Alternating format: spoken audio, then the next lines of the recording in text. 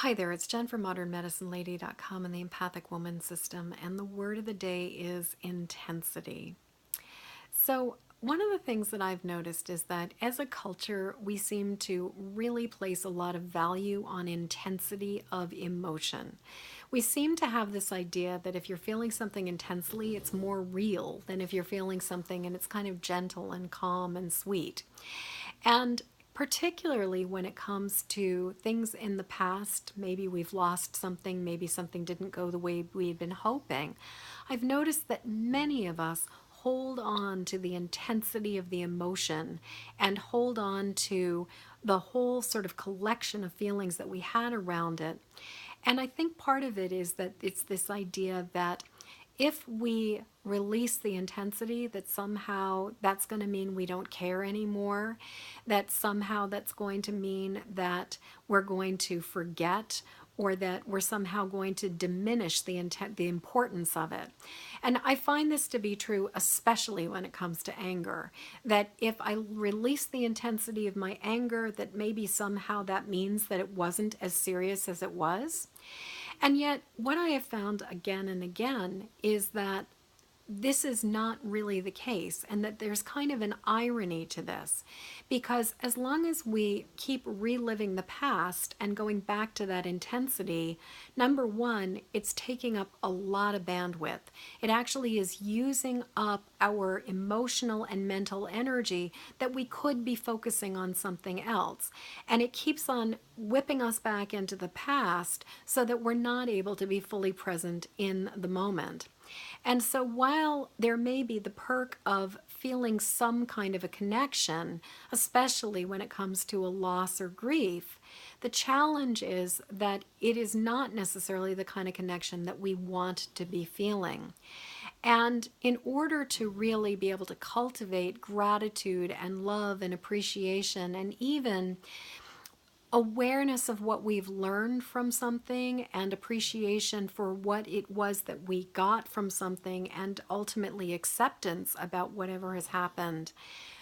I believe that part of the key is in releasing intensity and allowing it to be okay, allowing it to deflate, allowing it to let go.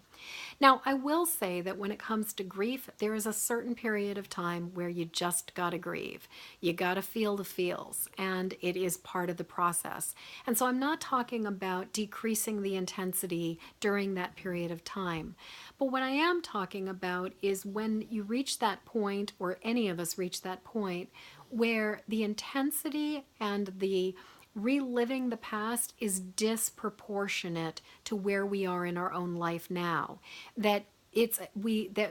been long enough and there's enough water under the bridge that we're at a point where it would be okay to move on, where it would be okay to decrease that intensity and to focus on something different. And I think because we do live in a society that has a tendency to hold on to intensity for a number of different reasons, and also when it comes to loss and grief, because we believe it will keep the connection, and when it comes to anger and frustration, because somehow it means that it was really bad. But what I'm finding is that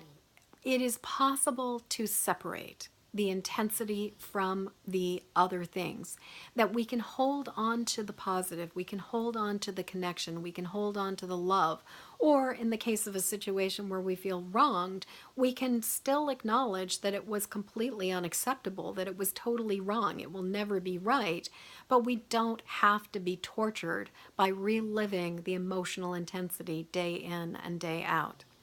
So my question to you right now is, do you find yourself reliving the intensity of the past? Do you find yourself going back to the intense emotions that you experienced in the first place, reliving the shock, reliving the stuff, and when something comes along, getting triggered and going back there and feeling it almost as if it was the same as the day that it happened? And is part of that about that keeping that connection, particularly if it is about something that's unreconciled or lost?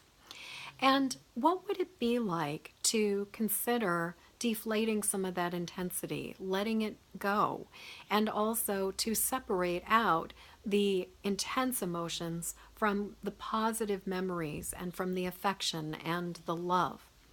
So I'd love to hear what you have to say about all of this. Please leave a comment below. And until next word of the day, I am wishing you peace, I am wishing you ease, and I am wishing you the freedom to decrease that intensity, as well as the ability to cultivate the appreciation and the fondness of